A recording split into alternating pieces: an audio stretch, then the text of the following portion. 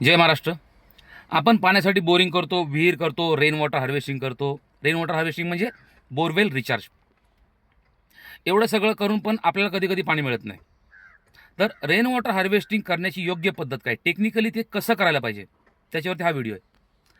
लक्ष देऊन ऐका. तामिळनाडू आणि आंध्र प्रदेश इथला काही भाग असा आहे की ज्या ठिकाणी बोरिंगला पाणी लागतच नाही आणि विहिरीला पण लागत नाही, म्हणजे सबसॉईल पण ड्राय आणि ग्राउंड वॉटर पण ड्राय. मग त्या ठिकाणी संशोधकांनी माहिती काढली की इतर ठिकाणी कसं पाणी मिळतंय. जसं आपल्या पश्चिम महाराष्ट्रामध्ये काही ठिकाणी एका एका बोरवर वर्षभर 5-5 एकर ऊस आहे, म्हणजे एवढं पाणी मिळतंय. टँकरचे व्यवसाय करतात काही लोक. आता माझेच काहीतरी बरेचसे क्लायंट असे आहेत की त्यांचा टँकरचा व्यवसाय आहे. एका एका बोरिंगवरती ते 20-20, 30-30, 40-40 टँकर काढतात दिवसाला. मग इकडे काय अडचण असेल. मग संशोधकांनी त्याच्यावरती माहिती काढली. नंतर लक्षात असं आलं की 400 ते 500 फुटाचा एक मोठा दगड आहे, काळा पाषाण आहे. कितीही पाऊस पडला तर त्याच्यातून खाली पाणी जिरतच नाही. व्हर्टिकल फ्रॅक्चर्स नाहीच आहेत. आणि त्याच्या खाली भरपूर असा मोठा गॅप आहे, फ्रॅक्चर्स आहेत, लेयर्स आहेत.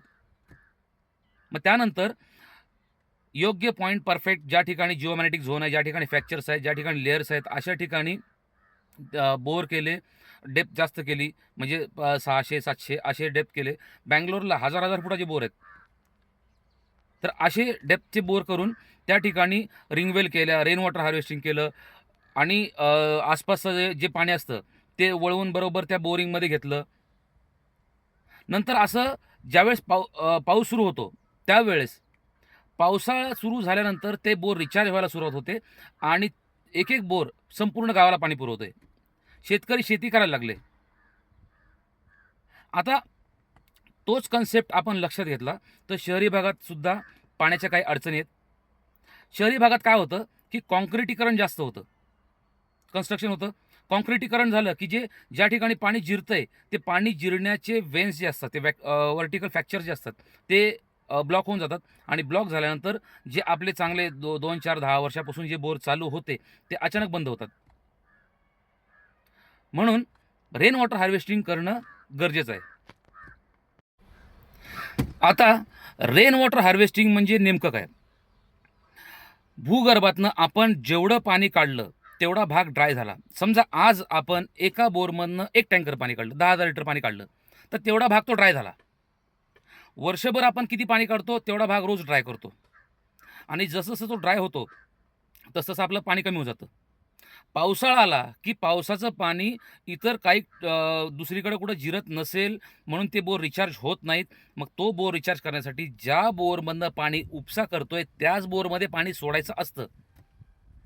काही लोक काय करतात, एक्झिस्टिंग बोरला रेन वॉटर हार्वेस्टिंग करतात. एक्झिस्टिंग बोरला रेन वॉटर हार्वेस्टिंग करून काहीच उपयोग होत नाही. म्हणजे काही बोरला होऊ शकतो, काही बोरला होत नाही.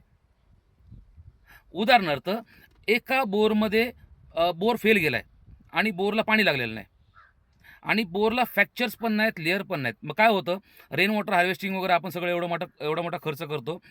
ते झाल्यानंतर जेव्हा पावसाळा सुरू होतो 15 ते 20 मिनिटामध्ये बोर भरतो आणि ओव्हरफ्लो होऊन निघून पाणी वेस्ट होऊन जातं, निघून जातं पाणी. तो बोर रिचार्ज होतच नाही. रिचार्जेबल बोर वेगळा आणि जे आपले जे नॉन रिचार्जेबल बोर असतात ते वेगळे असतात. म्हणजे प्रत्येक बोरला रेन वॉटर हार्वेस्टिंग करायला पाहिजेच असं नाही. आता काही बोर वर्षानुवर्ष चालू आहेत, 10 वर्ष, 20 वर्ष, काय असे कितीतरी बोर आहेत. 50-50 वर्ष जुने पण बोर आहेत. आपल्या सदाशिव पेठेमध्ये वगैरे आम्ही बघितले, एवढे जुने बोर आहेत. ते बोर अजूनसुद्धा चालू आहेत. त्याचं पाणी कमी होतच नाही. ज्याचं पाणी कमी होत नाही ना त्याला रेन वॉटर हार्वेस्टिंग करण्याची गरज नाही, काहीच गरज नाही. काय याचा अर्थ काय होतो, तो बोर कुठंतरी दुसरीकडे रिचार्ज होतोय, दुसरीकडे कोणीतरी रेन वॉटर हार्वेस्टिंग केलंय, त्याचा बोर रिचार्ज होतोय आणि त्याच झऱ्यावरती याचा बोर आहे म्हणून याचा बोर रिचार्ज होतोय. म्हणजे प्रत्येक बोरला रिचार्ज केलंच पाहिजे असं नाही. ज्या बोरचं पाणी 8-9-10 महिने चालतंय त्यानंतर ते बोर ड्राय होतात, त्या बोरला रिचार्ज करायचं असतं. आपण ज्या वेळेस नवीन बोर करतो त्यावेळेस सगळ्यात अगोदर हे लक्षात घ्यायचं की तो बोर, त्या बोरमधनं पाणी मिळायला पण पाहिजे आणि तो बोर रिचार्ज व्हायला पण पाहिजे. म्हणजे 2-2, 3-3, 4-4 बोर असे मारायची गरज नाही. आणि आपण बघितलंय की शहरी भागामध्ये पण रिंगवेल करतात. रिंगवेल मुळीच करायची नाही. रिंगवेल ही ग्रामीण भागामध्ये केली जाते. रिंगवेलमध्ये काय होतं की सबसॉईल वॉटर, मातीतलं जे पाणी आहे, पाऊस जे पडतं आहे त्या पावसाचं पाणी त्या रिंगवेलमध्ये येतं आणि रिंगवेलमधनं बोरवेलमध्ये जातं. म्हणजे सबसॉईल पण रिचार्ज होतं आणि ग्राउंड वॉटर पण रिचार्ज होतं. पण असंच जर रिंगवेल शहरी भागात जर केलं तर काय होतं, शहरी भागामध्ये ड्रेनेजच्या लाईन्स असतात, नाल्याच्या गटाराच्या वगैरे लाईन असतात. त्याचं पाणी पर्क्युलेट होतं. त्याचं पाणी पर्क्युलेट झालं तर ते जमा होईल, कुठे मिक्स होईल, सबसॉईलमध्ये मिक्स होईल. सबसॉईलमध्ये ज्यावेळेस पाणी मिक्स होईल तर सबसॉईलचं पाणी तुमच्या रिंगवेलमध्ये येईल आणि रिंगवेलमधलं पाणी बोरिंगमध्ये जाईल आणि तुमचा बोर कंटॅमिनेटेड होईल.